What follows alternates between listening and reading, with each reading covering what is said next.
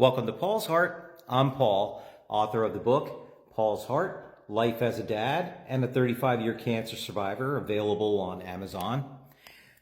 Today, I want to talk about exercise. Exercise for cancer patients and survivors. Okay? When we talk about exercising, the average healthy person is thinking about all kinds of heavy training on weightlifting equipment. If you're talking about running, long distances, things like that, that's not what exercise necessarily means, especially for a cancer patient or a survivor, okay?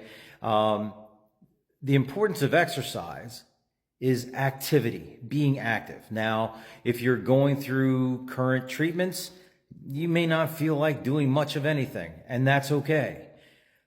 You may also be dealing with fatigue. Believe it or not, fatigue is something that you can deal with long term.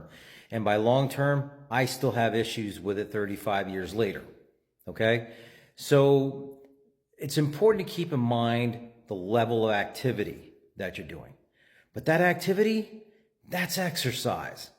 Okay? So like I said, you don't need to be doing heavy weights. You don't need to be doing long distances, either on the bikes or on the treadmill, on the elliptical behind me. You don't have to be doing any of that. It's just a matter of being active. And being active is something that we do every day under normal circumstances. Walking. That's a form of exercise.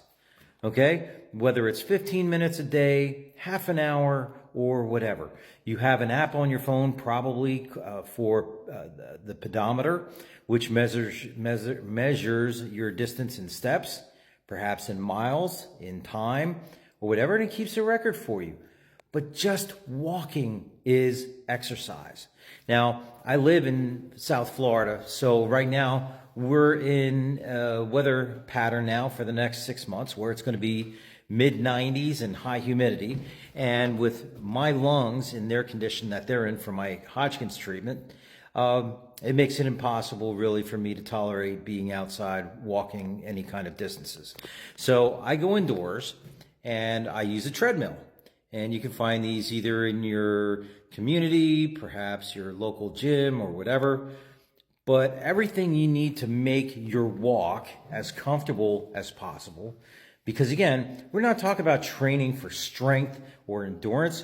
We're just talking about activity. You know, just a chance to get a little bit of some exercise, get the lungs a little more free, and you can set the treadmill for anything.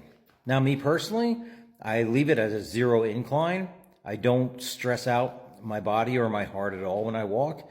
And I walk at the same pace that I normally do outdoors, which according to what I set it at, I feel comfortable at around 2.5 to 3 miles an hour. And I leave it around there.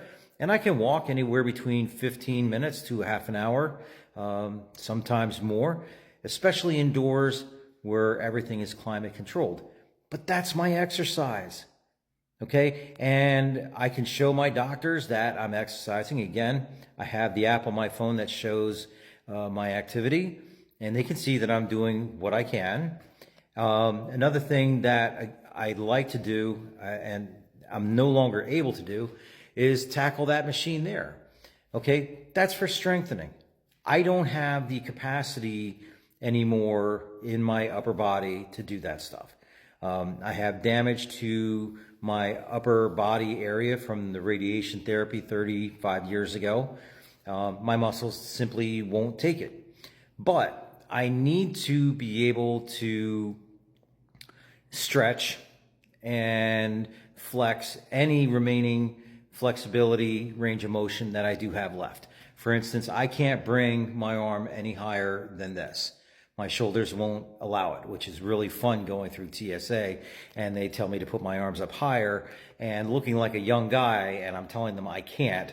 Then I get treated rather unfortunately with other kinds of searches while I'm going through TSA. But I can't do this.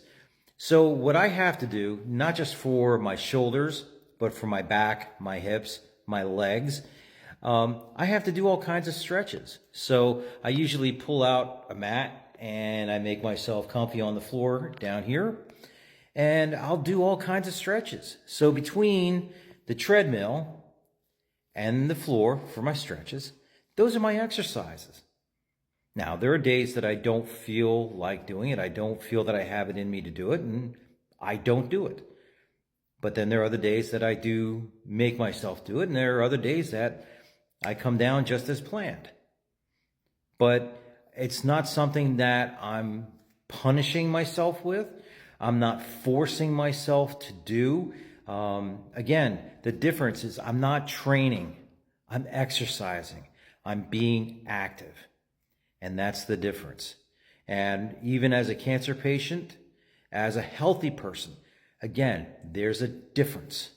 Okay? There's a difference between training and exercising. Exercising being active. Okay? And you should be able to handle the simple act of walking. That's it. If you have a dog, take the dog for a walk. If you've just enjoyed your dinner, go for a dinner walk afterwards. You know, we're still in summer yet, so you've got nice daylight hours till 8 o'clock, 8:30. Get out and go for a walk. That's exercise. And that matters. Until next time, this is Paul's Heart.